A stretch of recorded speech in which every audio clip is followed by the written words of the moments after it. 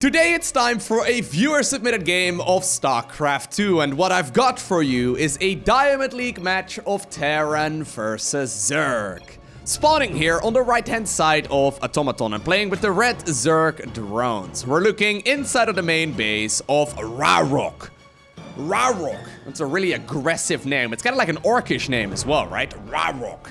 At the very least, he lives up to the name of his clan as well, which is properly written out right there in all caps. His opponent, though, playing with the blue Terran SCVs on the left-hand side of the map. Kind of like the opposite of an orcish name, right? This name is significantly more delicate. We have none other than Crep. I'm trying my best French pronunciation here, okay? Give me a moment. Crep. Any French viewers? Did I do a good job? But anyways, we have none other than Mr. Crap. In Dutch, though, we just say pannenkoek, okay? We just say pannenkoek. I know there's like pancakes as well and crepes, and they're technically different, but in the Netherlands, we just have one word for both of them for basically all intents and purposes. As a matter of fact, actually, if you talk about like the smaller pancakes, right? In Dutch, we literally say American pancakes. Is that weird? I'm not entirely sure if you call them American pancakes in America. You probably don't. But anyways, before I talk onwards about more pancakes, and I'm sure a lot of you would love to hear me talk about pancakes for the next couple of hours, let me point out that if you have an awesome game of StarCraft 2 that you've recently played yourself as well, you can submit it to replays at LowkoTV, and maybe I will end up casting your game here in the future. Alrighty, so this is a Diamond League match of Terran versus Zerg. Now, generally speaking, the lower you go up onto the ladder, the weirder the strategies can become. Here's the thing, there's a so-called standard in StarCraft 2, right? A so-called meta as to what most of the matchups follow. So for example, in Terran vs Zerg, just the simple mechanic of larva on paper should allow Zerg to get a ridiculous amount of workers out significantly faster than a Terran player is able to, right? Just because the larva can continuously spawn and can continuously be produced into drones, generally speaking, on paper, Zerg should be able to max out on workers way quicker than a Terran can do so. Now, that is only on paper, right? That's the reason why at higher level, generally speaking, we see Terran players trying to play aggressively early on just to try and slow down that Zerg economy at least a little bit. Now, usually, the lower you go up on the ladder, the crazier the strategies become because those rules don't necessarily apply. They only really apply if you're really good at macro as well. We'll see what this game is going to bring, but I gotta say, I love this. The Terran player getting a little bit aggressive right here. He brought an SCV as well, now even blocking the... oh my god, great work right here, actually. But Mr. Crap microing his butt off against that one Zergling, spending his resources right now on one of those... No! What... I was complimenting you, Mr. Crap. No. Mate! I was complimenting him before he lost his Reaper to a slow Zergling on the fact that he was producing Marines at home while doing so. I saw him queuing it up right there on the production tab, which is the sign of a higher level player, and then everything went terrible. Then everything all of a sudden went terrible. It's okay, Mr. Crep, we'll just pretend that didn't exist, but I'm not mad. I'm just disappointed, okay? I'm just disappointed. Anyways, it's alright, it's alright. We'll see where this game is going to take us right now. We do indeed see that starport coming up. The Overlord right there, what did it see? It saw that indeed 2 barracks here were created in the early part of the game. So with perfect execution, right, the build that Crep is going for right here seems to be a 16 Marine drop. Now with perfect execution, you can hit with 2 medevacs, 16 Marines and Stimpak at the 5-minute mark on the opponent's side of the map. It is usually acceptable to arrive at, say, 5 minutes and 10 seconds, but any later than that is completely unacceptable at higher level play and usually completely unnecessary as well. Here's the thing though, this Stimpak upgrade, it started up at like what, 4 minutes and 5-ish seconds? That's not gonna finish by the 5-minute mark, so pretty much no matter what, Crap should be in a bit of a rough spot here, as he is a little slow right here on executing the build. Then again, of course, he's going up against a Diamond League player here as well. who should have a really good understanding of what exactly is going on. Usually, if you want to go ahead and defend against this kind of aggression, you need to get yourself an army ready by about the 5-minute mark.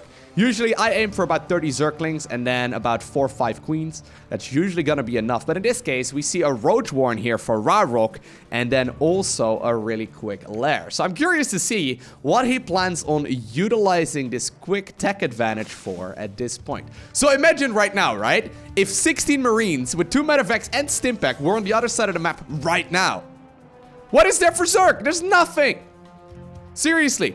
This is the reason, though, why standard builds are really good to follow, guys. It is 100% worth it to just open up custom games and grind the same build out 1,000 times. Because Terran players, on paper, right, nothing has really happened so far in this game. Terran players should always be able to hit at that, like, really, really solid timing right now. And instead, well, is he... Crap, no. Why are you walking, dude? You have Medevacs. Your units literally can grow wings. Okay, not literally, but they can fly inside of a plane, dude. You can put your mariners in a... Okay, he's walking. It's important to stretch your legs every once in a while, right? A little bit of fresh air never hurt anyone.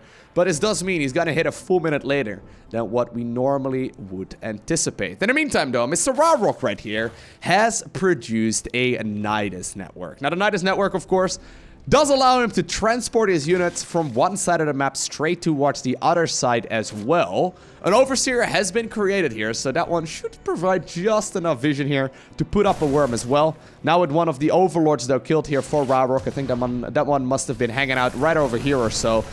This army has been spotted, and Rarok is going to be able to deflect that one with relative ease. Come on, man. It's time to insert the worm.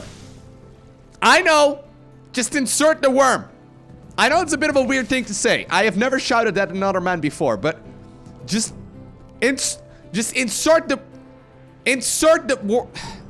make the put that. Okay, guys, he's done it.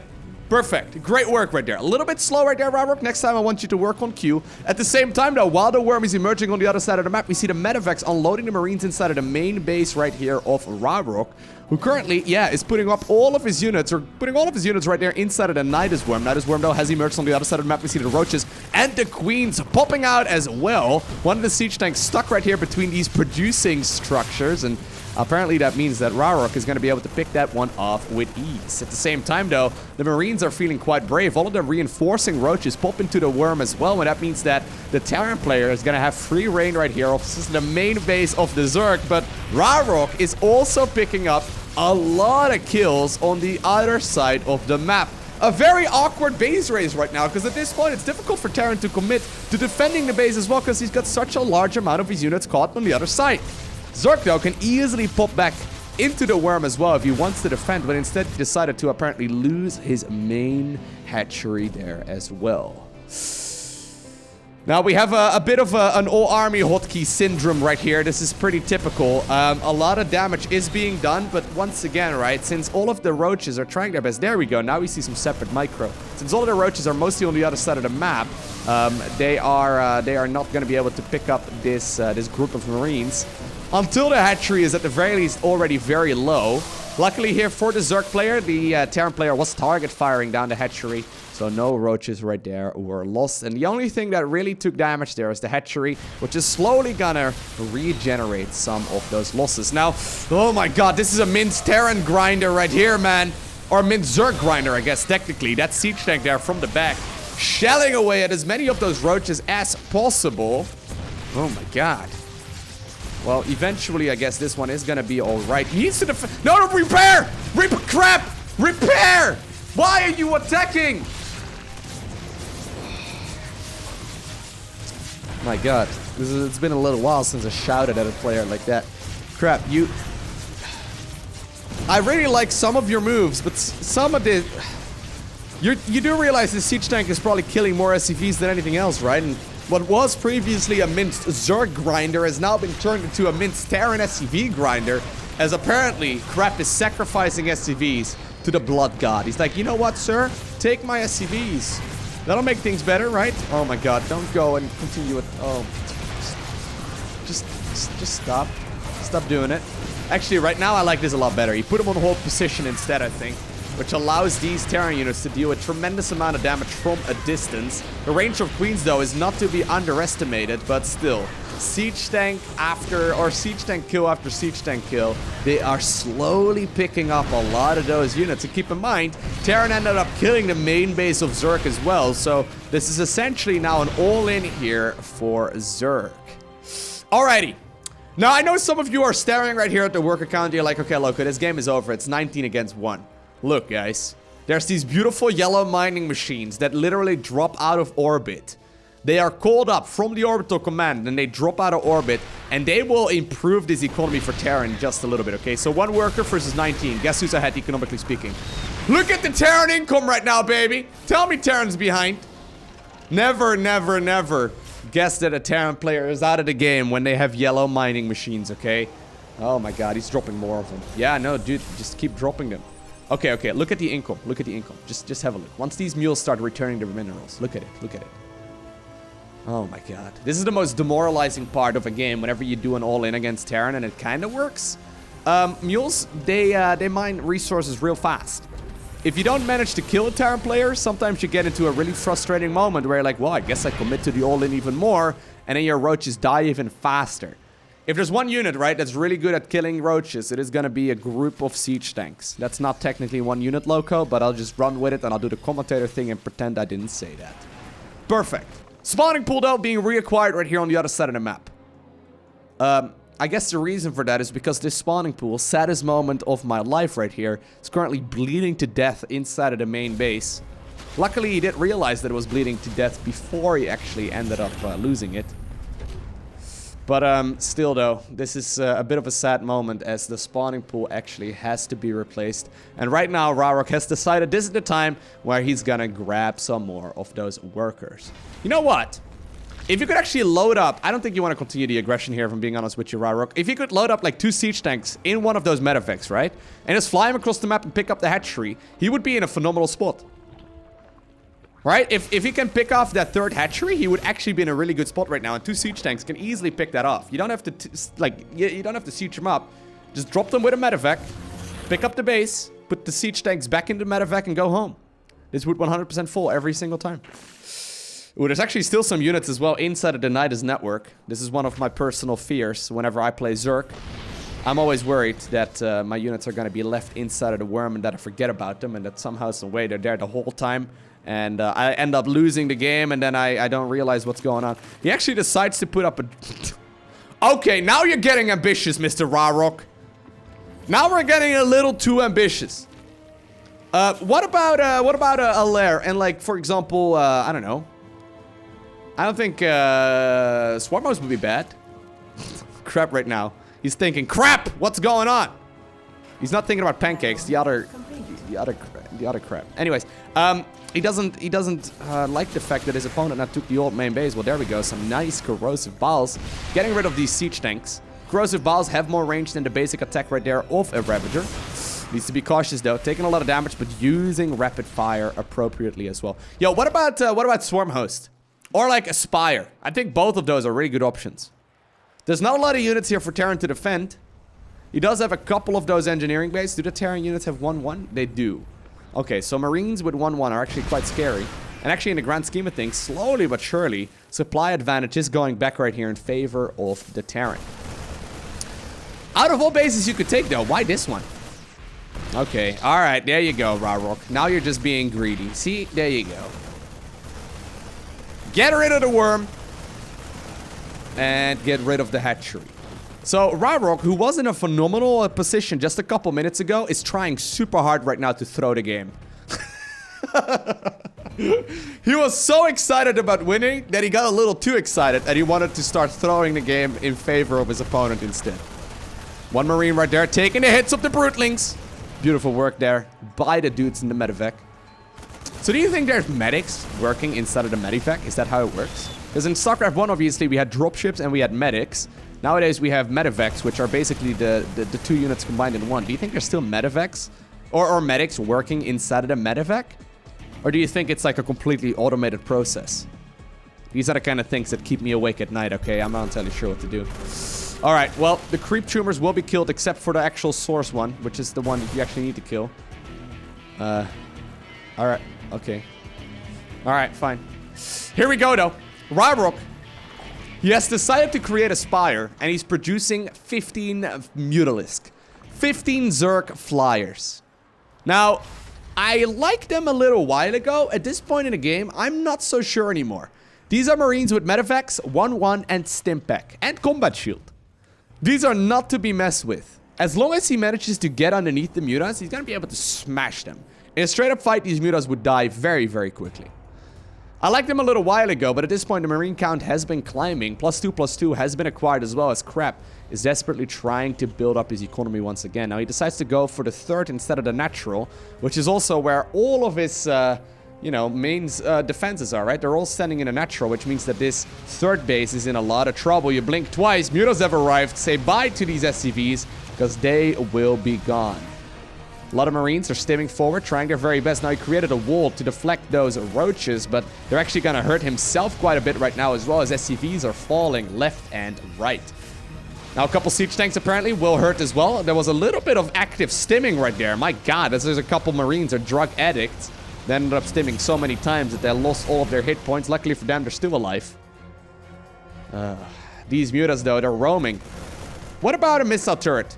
There you go. What about a missile turret? What about a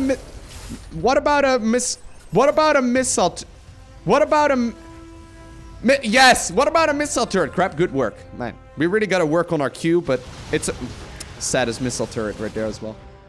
This is starting to hurt, man. This is starting to hurt a lot. We see the all-army hotkey right here being utilized to try and bring those Marines and also the siege tanks to that third base as quickly as possible. Siege tanks, though, they're stuck behind that wall. As Scrap is starting to fall apart, man. Unless he somehow, some way manages to get rid of these Mutas. Oh my god, he's taking so many losses right now. That all army hotkey is hurting him so much as well, as every single last of these siege tanks will be picked up. Trying to hurt the medevac a little as well. A couple Mutas get picked off too. But in the meantime, right, Ryrok has gotten himself Glial Reconstitution. Or actually, did he get himself Glial Reconstitution? No, he got himself Centrifugal Hooks instead, which is Bailing Speed, which I don't mind either. But just getting Roaches with Speed or Bailings with Speed is a great idea. Just simply getting yourself a ton of those juicy Bailing boys.